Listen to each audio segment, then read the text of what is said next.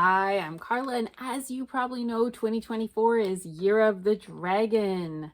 And so I'm going to make a dragon quilt. And this little guy was a kite. Unfortunately, never flew super well. So we kind of shoved him in the closet and he didn't do a whole lot. But I decided what to do was to upcycle him into a quilt. I removed, there were some sticks that made him stiff like a quilt. I took those out and now he's floppy like fabric. And I auditioned him on a bunch of different fabrics. And the one that looked the coolest was this scrap of black fabric that I had that's got a nice texture to it.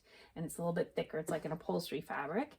And so I'm going to experiment with making a Year of the Dragon quilt. And I hope you will come along with me and see how it turns out. So here's an update on the dragon quilt.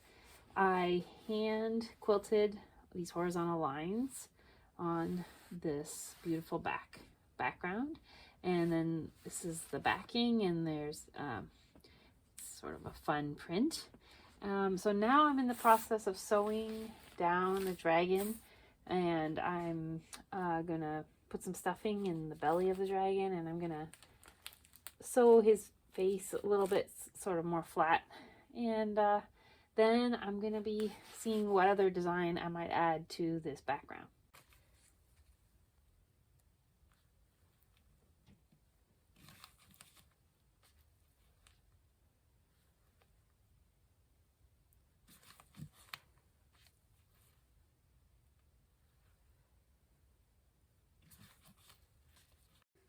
Okay, so I'm in this interesting design moment with this quilt, and I wanted to share what I'm thinking about.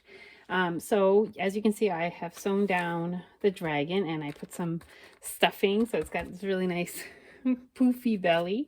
And at this point, the tail is not sewn down yet, but so as I was working on this, I was thinking about what I wanted to do with this space on the quilt.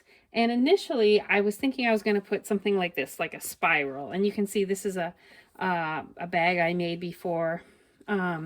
And the way I make these is I take t-shirt yarn that's been made from recycled t-shirts, and I sew it down. I couch it using a couching stitch.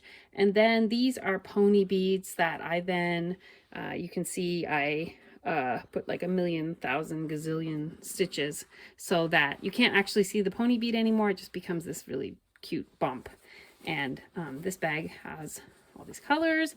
And so yeah, initially I had laid down the yarn in a spiral like that.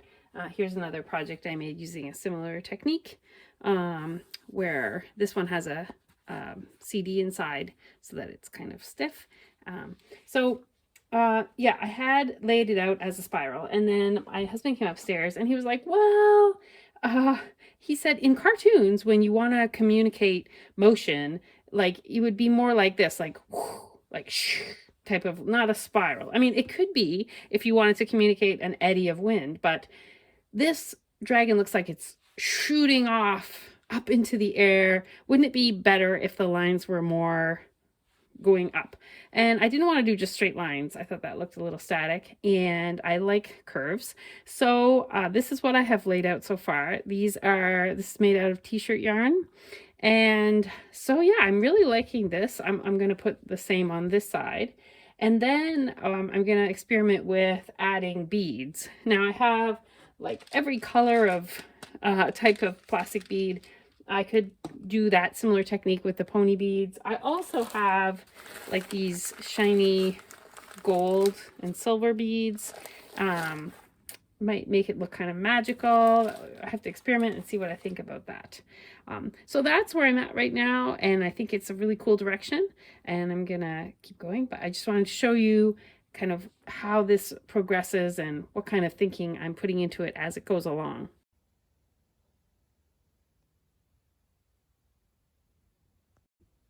Okay, I'm going to show you how I attach the next bead on.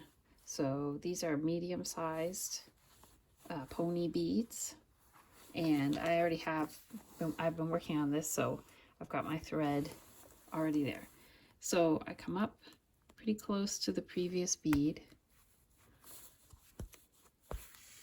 And I wear two thimbles, a hard thimble to push it through and a rubbery thimble to pull the needle through.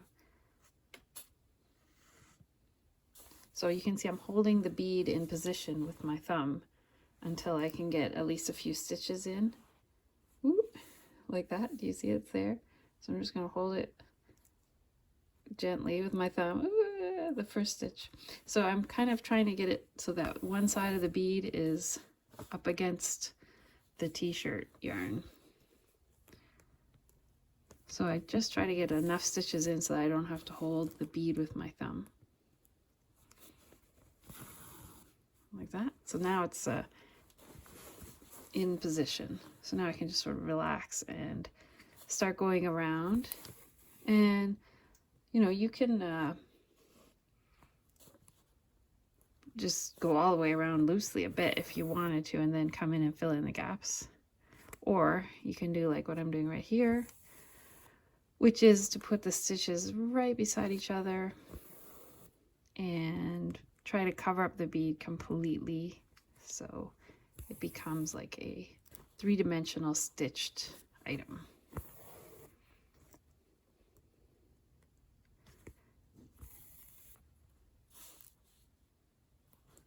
So you can see I'm just making my way around the bead, but I don't have to get it exactly next, like, because you know there's a little gap right there, but I'm going to come back and fill those in. And the other thing is I'm trying to bring up the needle, you can see, as close to the edge of the bead as possible, because I want it to look like exactly like the bead. If I came out, it would start kind of like buttress on a church. It would be sticking out. So I'm trying to come up, and then I go in as close to the edge of the bead as possible on the inside of the bead. Yeah. Now, once you get this a lot of stitches in, it does start getting a little bit harder to get the needle to go down in the center of the bead. Like, it's just, there's a massive thread there. So I'm using a relatively sharp needle. I'm not using an embroidery needle that has kind of a dull point, so that I can kind of punch through when it gets harder to push through. And I'm going through multiple layers of fabric here, so I do want a sharper needle. Okay, so for example, at this point, if I examine the bead, there are a few gaps. Like there's a gap there that I want to fill in, but it probably is going to take like 6 more stitches to cover it up completely. In terms of the back, so you can see that it's, you know, you can see the stitching. Unlike a quilt where the stitching is going to be completely covered, in this case I'm going to go back in the end and sort of trim off the tails a bit, but I'm not too worried about the fact that you can see some of the stitching in the back. I'm okay with that. So yeah, so that's how I attach the beads all the way along. And you can see I did all the purple.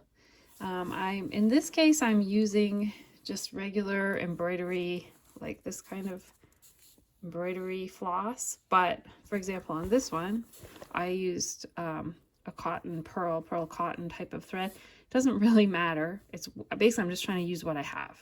So that is the end of the Year of the Dragon quilt. I am super happy to have upcycled this kite into this beautiful quilt. Love the swoopy lines. I'm going to zoom in after I finish talking here so you can see how it looks up close. Just really pleased with it. And yesterday I put on a label, 2024 Year of the Dragon, and I put a sleeve on the top here so I can hang it up with a dowel. So yeah, yay, happy Year of the Dragon.